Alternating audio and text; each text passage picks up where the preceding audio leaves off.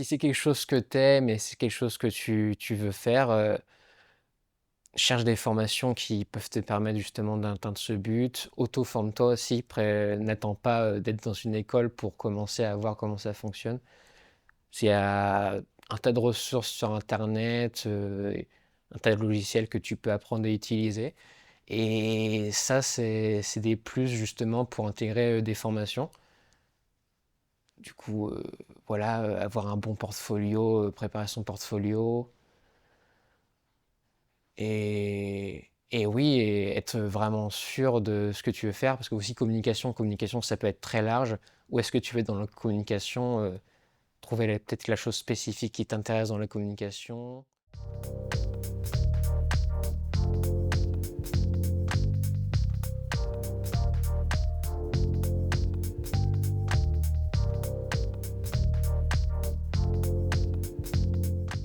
Alors ça, je ne saurais pas capable de le dire. Je sais pas ce que un parcours optimisé pourrait être, mais je pense que le parcours que j'ai, c'est un parcours qui est adapté à moi. Et en vrai, c'est tout ce qui compte parce qu'on a tous des besoins différents. Il y a des gens qui vont être très, très habiles à apprendre tout seul de leur côté, des gens qui vont avoir besoin de l'assistance d'un professeur pour apprendre quelque chose. C'est en fonction des gens. Et je pense que de tout ce qui m'est arrivé, rien n'est vraiment perdu.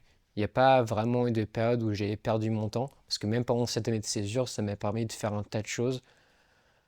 Donc, en vrai, ouais, le seul truc, c'est vraiment de jamais vraiment s'arrêter. Il faut quand même faire des pauses, faut pas s'épuiser non plus. Mais en fait, rien n'est perdu, tout est à prendre, même des choses que tu as pas l'impression qu'elles sont importantes pour ce que tu souhaites faire, ça peut toujours être intéressant, hein.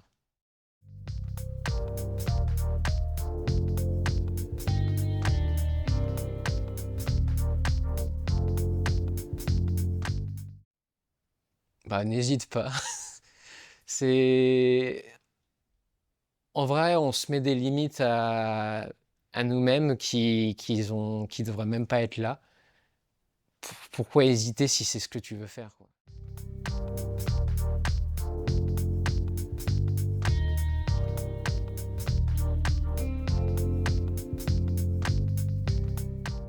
Oui.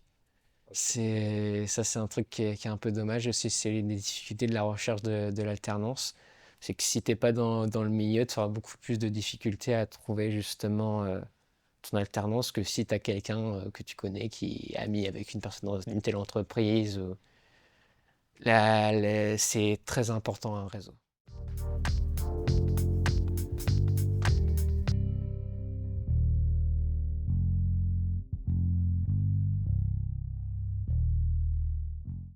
J'ai pas vraiment de réseau en mode j'ai plein de gens que je connais qui sont à tel et tel endroit.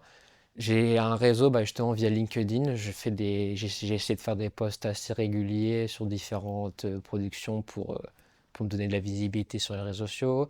J'essaie d'entrer en contact avec des motion designers, des entreprises qui étaient dans le domaine dans lequel je souhaitais évoluer pour voir comment ils travaillent, essayer parfois de discuter avec eux.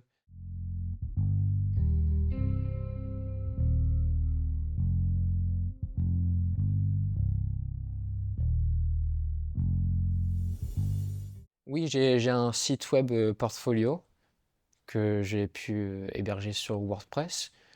J'ai aussi un Instagram, mais là je poste quasiment plus rien dessus. Et j'ai aussi un Behance.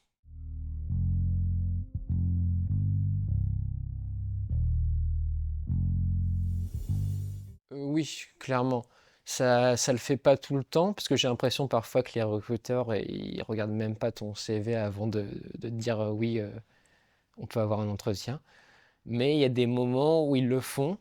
Et s'ils voient quelque chose dans ton portfolio qui se rapproche de ce qu'ils souhaitent que tu fasses pendant ton stage ou ton alternance, bah ils disent, ah, lui, il sait faire cette chose, faut que je le prenne. Donc 100%, un portfolio, ça aide énormément.